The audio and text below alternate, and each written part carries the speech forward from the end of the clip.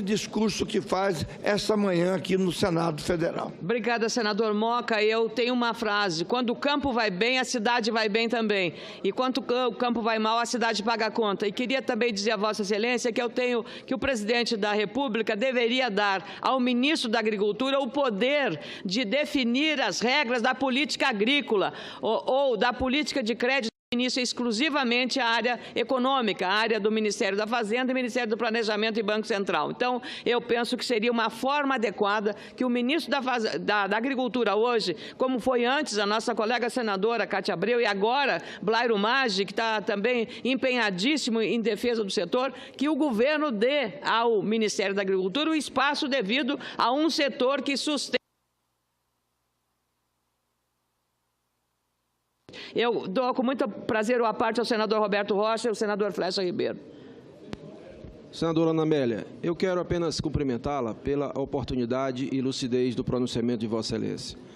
É evidente que ele vai na direção daquilo que o Brasil está fazendo hoje, ou seja, o governo federal entende que nós não temos que ter essa disputa maniqueísta que se viu nos últimos anos no Brasil, entre partes, ou seja, disputa de classes, colocando uns contra os outros. Aquela política do nós contra eles, que é muito perversa, danosa, termina colocando o agronegócio contra a agricultura familiar, termina colocando o capital contra o trabalho. É preciso compreender que o próprio presidente Lula, que disputou várias vezes a eleição para presidente, ele só conseguiu chegar ao governo quando ele aproximou o verde e amarelo do vermelho, trouxe o capital para próximo do trabalho com o vice qualificado, que era o saudoso Zé Alencar, e flexibilizou suas posições com o Lulinha Paz e Amor. Fez o primeiro mandato, que evoluiu, claro que colhendo os frutos do empreendimento econômico feito no governo Fernando Henrique, mas que no segundo mandato pecou porque não fez aquilo que era necessário fazer: obras de infraestrutura, investimento em inovação tecnológica e reformas estruturantes da nossa Constituição. E aí o Brasil entrou numa crise que até hoje nós estamos aí desafiados a tirá-lo desse atoleiro. E eu quero dizer que o Brasil precisa efetivamente criar um ambiente cada vez mais favorável a novos negócios, seja micronegócio, negócio de todo tamanho, para gerar oportunidade de renda. Eu venho do Estado, diferente de Vossa Excelência, que é um Estado que tem uma economia totalmente estatal, ou seja, um Estado que não é pobre, é um Estado rico, porém injusto e desigual e com muitos pobres, que é o Maranhão. A prova maior de que é o econômico que puxa o social, ou para cima ou para baixo. Não dá para discutir no Maranhão apenas a questão da política pela política, fulanizando, sobretudo, este contra aquele.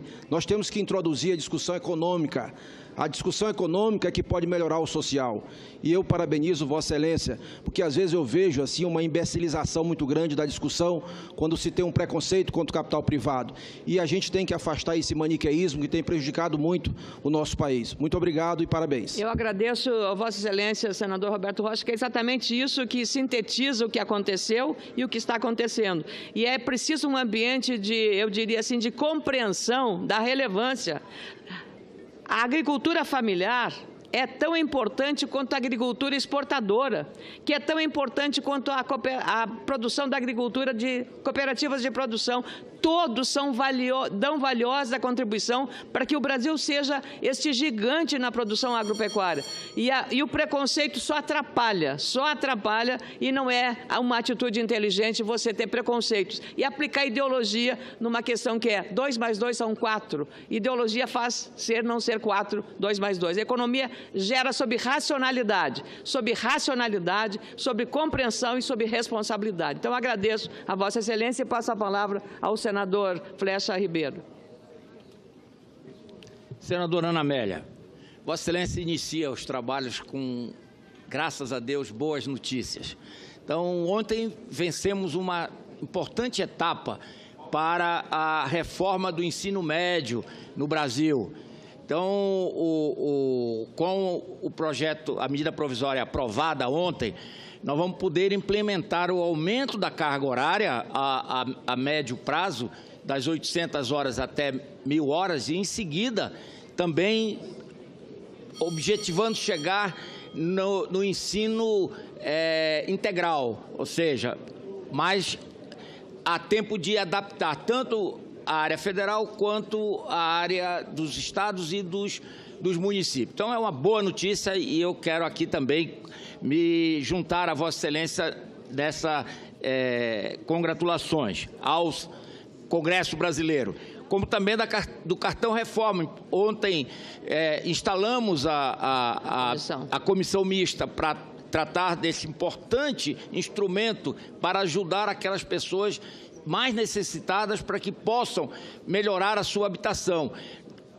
O Cartão Reforma do ministro Bruno Araújo, senadora Ana Amélia, ele se fundamentou num programa chamado Cheque Moradia, que começou lá com o governador Marconi em Goiás e com o governador Simão Jatei no Pará no